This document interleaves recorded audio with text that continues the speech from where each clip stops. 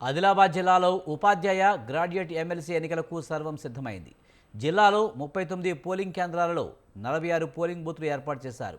14,935 graduate ఓటర్లు, 1,593 మంది ఉపాధ్యాయ ఓటర్లు ఓటు హక్కు వినియోగించుకోనున్నారు.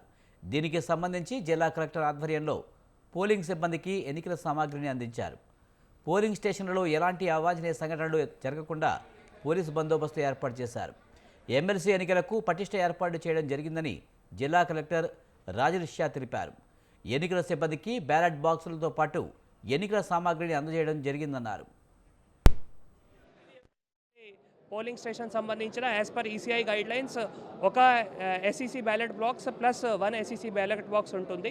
గ్రాడ్యుయేట్ సంబంధించిన ఒక ECI jumbo ballot box plus 1 SEC ballot box వాటి సంబంధించిన వాళ్ళకి ఇప్పుడు ఇక్కడ నుంచి తీసుకొని వెళ్ళాలి అట్లా చెప్పడం జరిగింది. ప్రతి ఒక్క రూట్ సంబంధించిన వెహికల్ ఏవైతే పోల్డ్ బ్యాలెట్ బాక్స్ క్యారీ చేస్తాయో దాంట్లో జీపీఎస్ కూడా ఫిట్ చేయడం జరిగింది. అందరికీ ఇప్పుడు మార్క్డ్ కాపీస్ కూడా ఎలక్ట్రోల్ సంబంధించిన కూడా ఇవ్వడం జరిగింది.